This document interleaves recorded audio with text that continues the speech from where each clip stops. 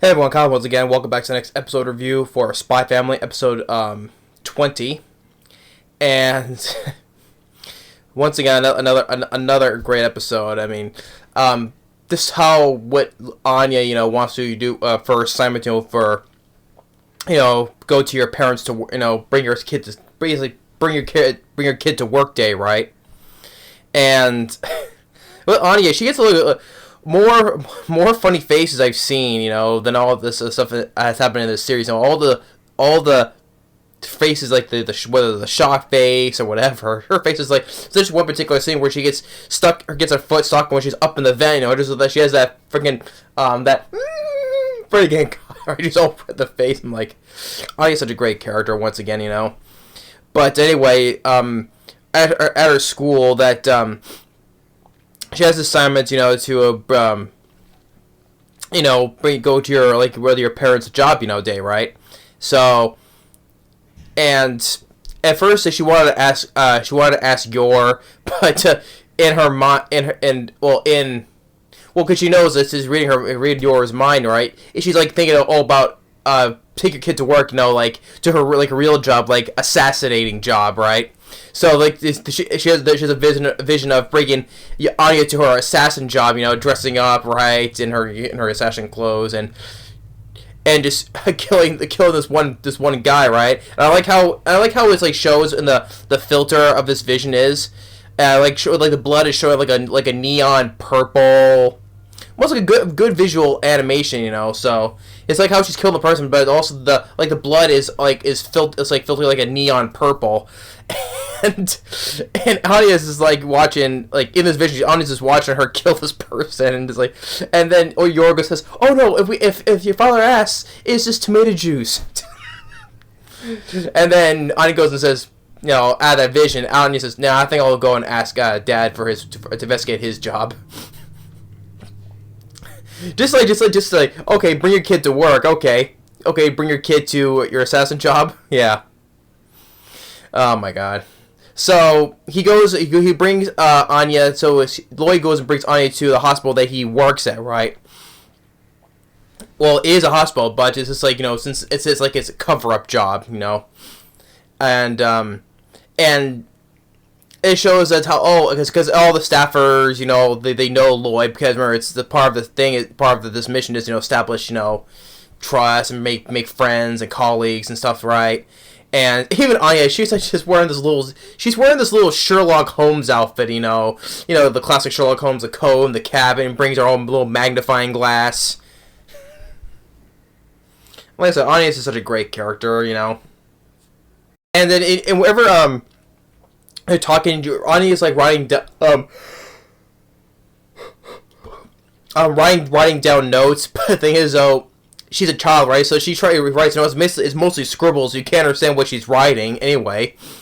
And they wrote to a point where he brings her to his office, and according to reading Lloyd's mind, there's a secret passage behind this bookcase, and then Lloyd was he gonna step out for a call, and a doctor call, right? He puts a small box of sand, right, and some other figures, wherever your mind puts it, just to show showcase how you feel and all that stuff, right? And you put little figures in the sand, right?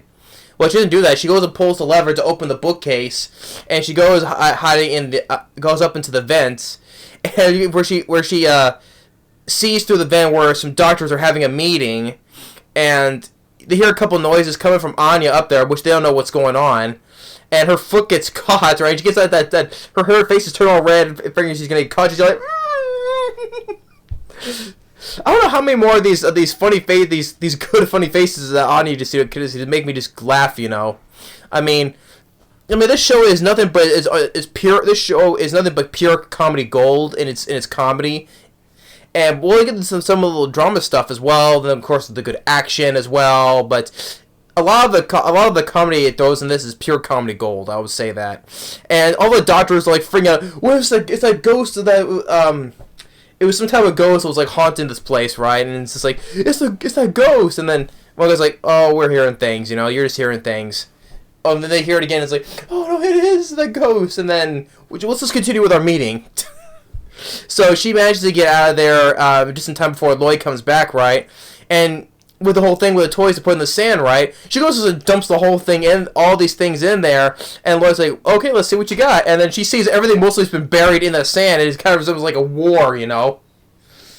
And Lloyd's, you know, just the shock always, it's always fun when he gets those shocked looks on his face, you know, just like, he has a lot on it. It's like all the stuff he's like, this mission has put him through such exhaustion, you know. A lot of times when he's talking, he's got that exhaust look on his face, like, oh.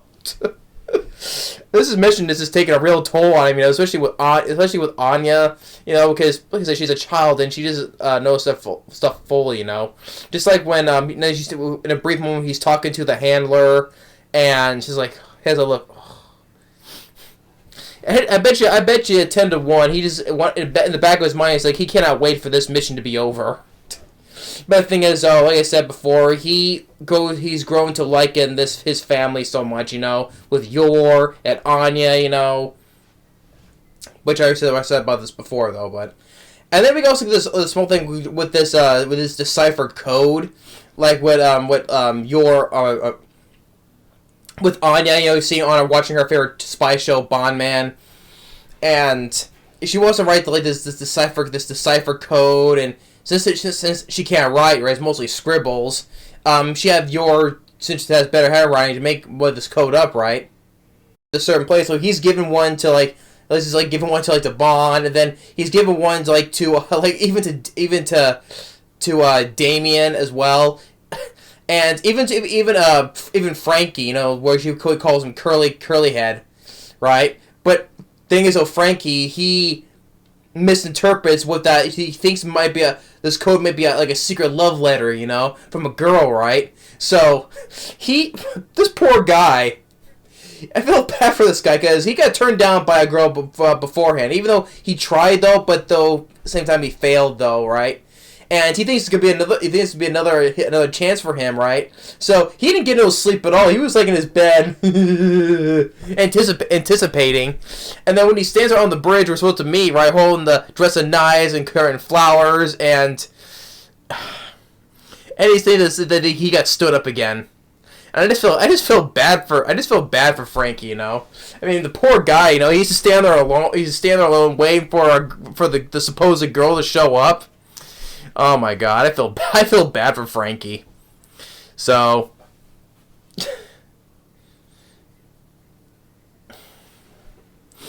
I mean, and the thing is though, there was supposed to be a certain time, you know. Anya said a certain time though, but the thing is though, she overslept and didn't even hear the alarm clock go off. And thanks Bond Man, he goes and takes the clock.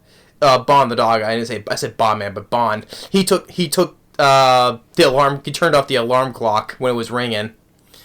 Oh boy, I mean, just the comedy gold in this show has been. It never failed to. It never failed to help keep a smile on my face. You know, it never fails. You know, I'm always laughing. Just, you know, oh my god, like this is so hilarious. I mean, Spy Family. This is why Spy Family. I keep on saying this again, but this is why Spy Family is the best. Has been the best I've seen this year. You know. Chainsaw Man has been close, very close second so far, you know. Of course, including all the ones I said as I brought from this year, you know. But Spy Family, with its well-established characters especially of Lloyd, Yor, and Anya, and then with the addition of Bond Man, including all these other side characters as well, like Damien, Becky, the handler, and even Frankie, which I felt bad for though, and just even Yor's brother Yuri as well. Being the overprotective little brother he is, obsessive with his big sister. So, I mean, all these side characters, I find each of these characters just have stood out so much. Even with the minor ones, even like from way back on with that character Bill, that huge kid playing dodgeball, I have enjoyed, or the so-called spy for hire Daybreak, I would like to see again, you know. Or even the other kid, George, you know, who thought he was going to leave school, but turns out he wasn't. All these other side characters I've thoroughly enjoyed. I've always had a great laugh at, you know. Of course, I also felt bad for George, too, right? So Spy Family episode, even this episode, just everything with Anya has been nothing but pure comedy gold. Even though, like I said, the shocked expression she gives, and just trying to take notes for her assignment though, and even when she brings the assignment to school to present to Mr. Henderson, the best grandpa. Like first it starts off nice, his dad is like first off like how her papa is really good at his job, and then it gets all crazy when she mentions that, oh, my dad hits his patients, and then Henderson just the look on his face like he's like, oh my god, everyone, all the shock expressions everyone, not just Anya but everyone else gives is just so. This is so hilarious. I'm like, just. Geez. This is why when you bring your kid to work day is probably not a good idea either, because otherwise she gets to get the wrong not wrong concept, but like the wrong idea. Yeah, like it's, oh, my dad hits his patients, and just Henderson's shock looks like, oh, that's nothing elegant at all, Oh my god. Yeah, episode 20 this is another real 10 out of 10 episode. Another one that I really did enjoy, like I said, with Anya, and this whole bringing your kid to work day. And even at the beginning with Yor, like a visioning, bringing Anya to help assassinate. Or was it with Henderson's shock expression? I feeling bad for Frankie that he got stood up again. But yeah, Spy Family is once again it's been the 10 out of 10 each and every episode, so I'm looking forward to the next one. So yeah, that's episode 20 of Spy Family. Thanks for watching, and stay tuned for the next episode review, and we'll see you next time in the video. Later.